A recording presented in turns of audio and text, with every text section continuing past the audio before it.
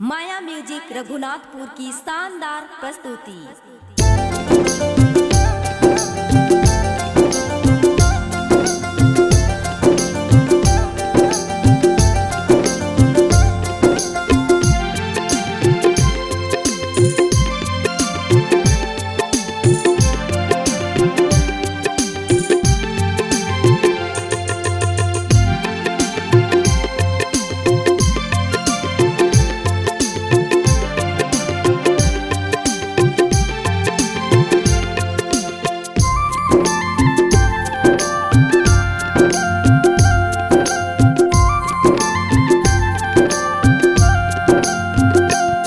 मोला हो गे मया तोर संग माँ तह बस गे हवस मोरे मन माँ।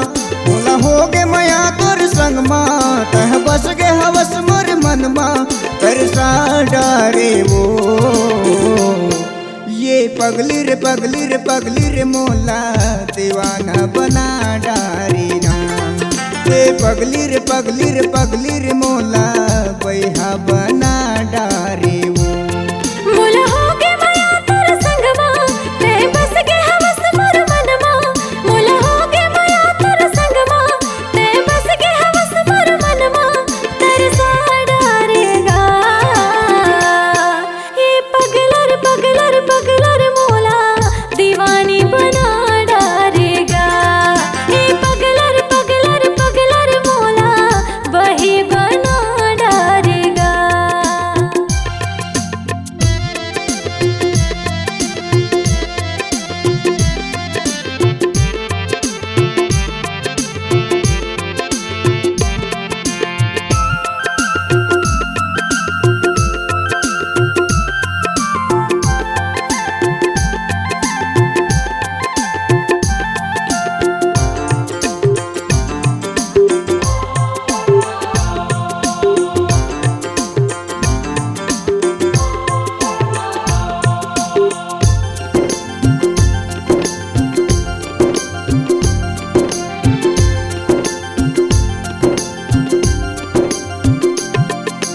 पाँव में पैरी लचके कमरिया माथ में बिंदिया चमके वो। आने बनी के झूला लगाए हाथ में चूड़ी खन के वो।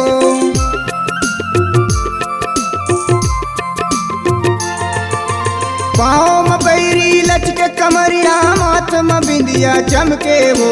आने बनी के झूला लगाए हाथ में चूड़ी खन के वो। आने बनी के झूला लगाए हाथ में चूड़ी खन के वो। मोला हो गे मया तोर संग माँ तह बस गे हवस मोर मन माँ। मोर सपना मत हर आए सोई नींद ला मोर जगाए। तरसा डारेगा ये पगली रे पगली रे पगली रे मोला दीवाना बना डारे ना। हे पगलर पगलर पगलर मोला वही बना डारेगा।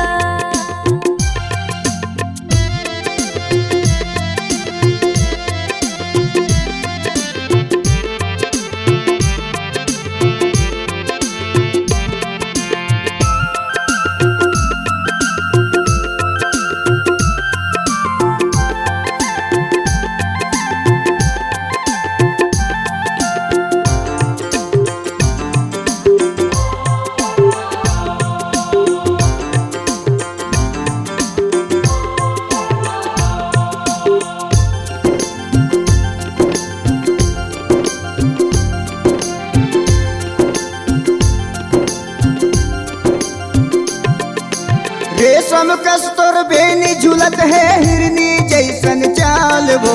छत्तीसगढ़ के तय मन मोहनी उम्र है 16 साल वो।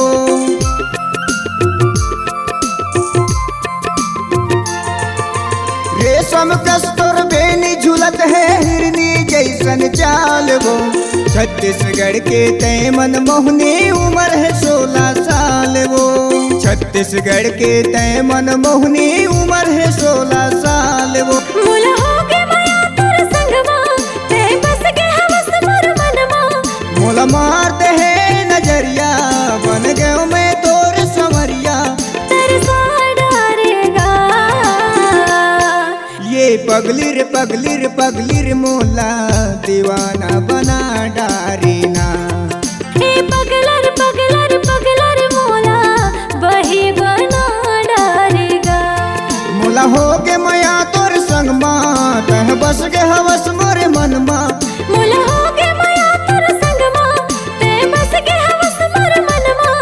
तरसा डारे वो हे पगलर मोला दीवानी बना डारेगा। हे पगली रे